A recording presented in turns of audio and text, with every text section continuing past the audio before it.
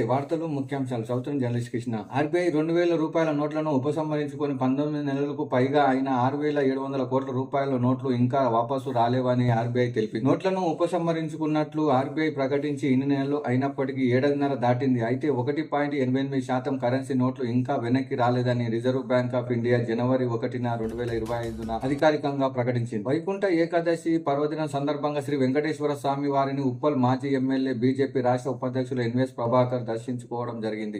ఈ కార్యక్రమంలో రైల్వే ఎస్సీసీ సభ్యులు లక్ష్మణ్ గౌడ్, నాదం, బీజేపీ నాయకులు తాళ ఆనంద్ గౌడ్, టెంపుల్ చైర్మన్ సుంకరి శ్రీనివాస్ గౌడ్ తదితరులు పాల్గొన్నారు. ఆశా వర్కర్ల సమస్యల కోసం ప్రభుత్వం దృష్టికి తీసుకెళ్తానని ఉప్పల్ ఎమ్మెల్యే బండారు లక్ష్మణరెడ్డి హామీ ఇచ్చారు. డాక్టర్ ఏఎస్ రావు నగర్ డివిజన్లోని ఎమ్మెల్యే క్యాంపు కార్యాలయంలో ఆశా వర్కర్లు ఎమ్మెల్యేని మర్యాదపూర్వకంగా కలిసి తమ సమస్యలు పరిష్కారానికి కృషి చేయాలని, తమ డిమాండ్లను అసెంబ్లీలో లేవనెత్తాలని వారు కోరారు.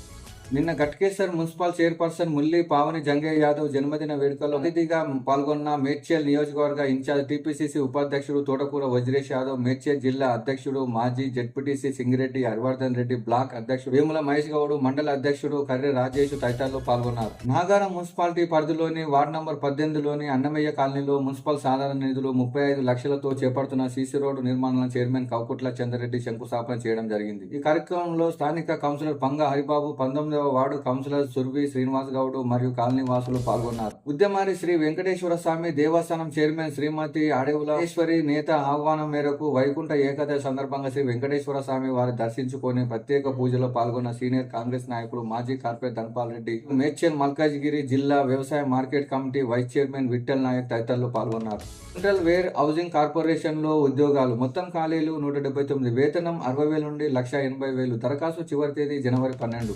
హైదరాబాద్ లో హైడ్రా అక్రమ నిర్మాణాలు, మణికొండలో నిగ్నాపూర్లోని అక్రమ నిర్మాణాలు కూల్చిన మళ్లీ అక్రమ నిర్మాణాలు చేస్తున్నారని నిర్మాణాలను కూల్చివేస్తున్న హైడ్రా అధికారులు, భారీ పోలీస్ బందోబస్తు నడుమ కూల్చివేతలు, వెంటనే సుందరీకరణ. వైకుంఠ ద్వారా దర్శనం కోసం వెళ్తే ఏకంగా వైకుంఠానికే పంపుతున్నారని, గోవింద నామాలు ప్రతిధ్వనించాల్సిన చోట ఘోరమైన ముత్తుఘోష వినిపిస్తున్నారని AP Congress chief YS Sharmila విమర్శించారు. లక్షలాది మంది భక్తులు వస్తారని తెలిసి కూడా కనీస ఏర్పాట్లు చేయకపోవడం పాలన యంత్రాంగం వైఫల్యానికి నిదర్శనమంటూ ఎక్స్ వేదికగా మండిపడ్డారు.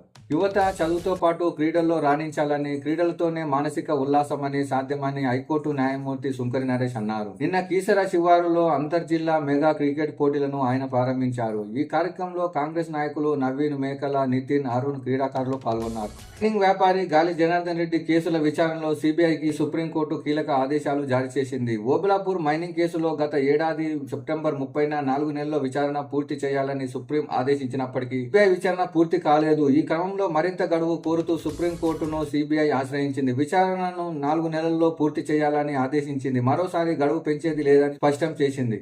అమెరికా, కెనడా మధ్య ట్రంప్ వ్యాఖ్యలు మంటలు పుట్టిస్తున్నాయి. కెనడా అమెరికాలో 51వ రాష్ట్రంగా మారాలని ఆయన కోరారు. ఇలా చేస్తే అధిక సుంకాలు, భద్రతా ఇబ్బందులు ఉండవని, చైనా, రష్యాల నుంచి ఎలాంటి ప్రమాదం ఉండదని చెప్పారు. వార్తలు ఇంతటితో సమాప్తం. Thank you.